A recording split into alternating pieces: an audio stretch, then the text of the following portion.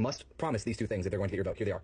1, Medicare for all gets passed at a congressional level. 2, abolish ICE. Just a heads up that the Never Kamala New rule: 20-somethings who live off their parents' fucking. I have to do a lot of work to gather my composure for this video because I've seen some different videos responding the exact same way to Corn Pop's video, and I'm losing my mind. So I apologize if I start to get really loud in this video. I'm gonna try to contain it. Why are you guys already making your demands for crumbs when you could be asking for the whole loaf or maybe just a slice? I am baffled, purely baffled, that this is the response to Corn Pop's video where he's responding to the passing of the big beautiful bill, the bill that basically made ICE the biggest police force in the nation, and basically strip Medicaid and Medicare for millions of people. And your responses to Corn Pop saying that we should demand Medicaid for all and abolish ICE is no, because that's too much to ask. And you're gonna get us, you're gonna make us lose to the Republicans because you're asking too. It's the primaries.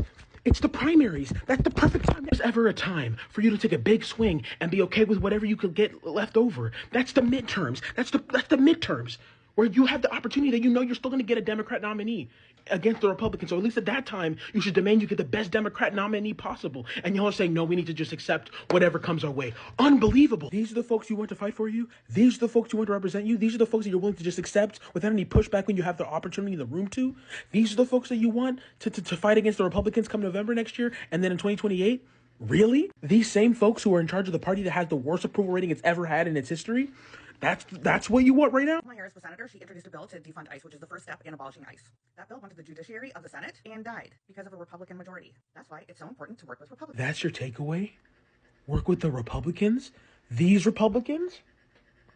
These Republicans?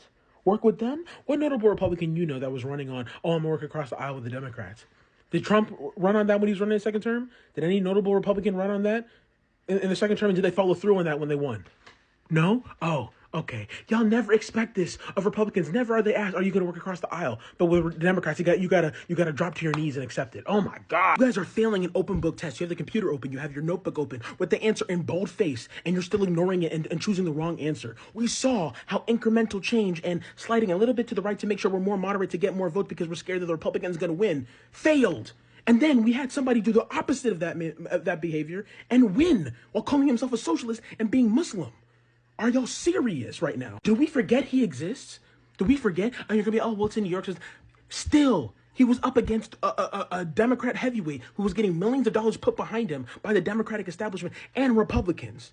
And he still won. Do you understand that you could be asking for so much more in a time when you're not stuck between a rock and a hard place because it's the midterm? So you expect politicians to promise that they will get you Medicare for all and abolishing ICE. Like, I desperately want these things. These are good things to want.